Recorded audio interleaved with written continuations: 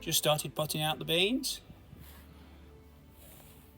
I put them in these bottomless pots because I want the bean plant to be that little bit higher off the surface, simply so the beans don't hang down and touch the soil. Now, I've got these lovely supports, which I used previously for onions. And I'm going to use these for the beans. Of course, with the plant being at the stage it's at now, it's not that easy getting it on, so I use a piece of cardboard. Same cardboard I'll have used to blanch the celery. So as you can see, inside there is a dwarf bean plant. I've now put the support in, and if we go, we're just going to slowly lift the this out. Ta-da! And there we go.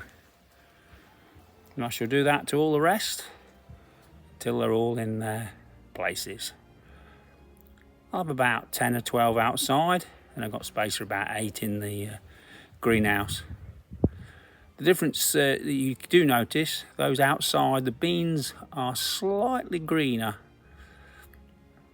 than those grown in a greenhouse or tunnel.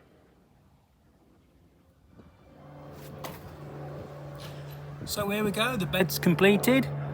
As you can see, it's a bit breezy, so the supports are certainly working already. No one in there. One of the tricks with beans is once the beans start to form, just keep them well watered. So we'll follow their progress.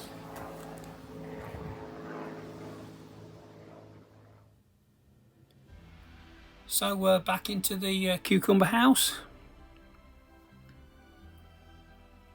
And they now have their friends, dwarf beans. So some outside. And I've got 11 in here.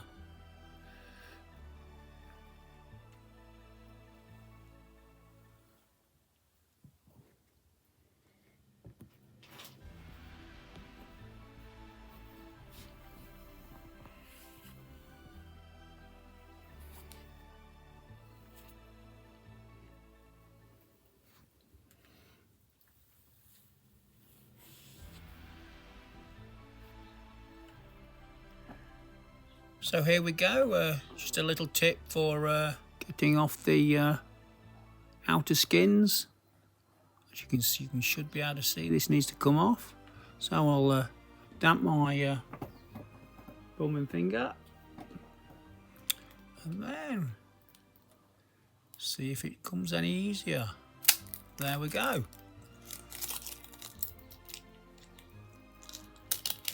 Just see that coming off. That's super easy. And we'll just do the base. Usually use a pair of scissors. Very careful, of course, at this point. We don't want to damage anything.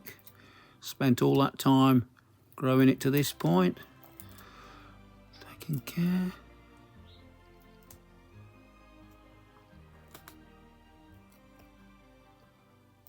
That's it. That will do. Now we're ready for tying. I shall damp the neck as well, hold it in water for about a minute, and then we'll tie it there.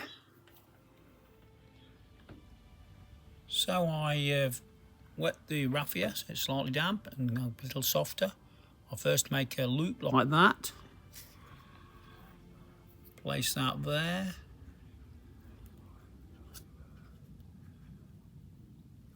On the shallot, and then we go round, pulling tight as I'm doing it.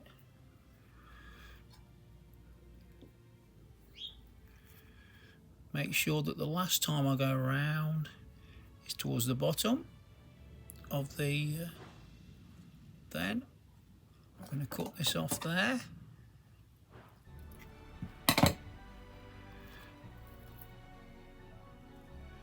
Whoops.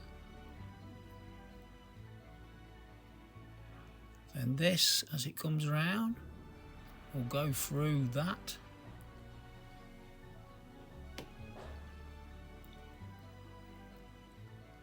It's not that easy doing it whilst concentrating. I'm trying to keep it in the centre of the picture for the camera. So I now hold that, take the top piece, there we go, and pull, that pulls underneath, and just before it goes right under, I then snip off there, pull that underneath, so that has tied it up, and then the final bit, cut there we go, and then finally choose the height that you want it at. Always go a bit higher than you might need to, because you never know. But there we go, one dress shallot.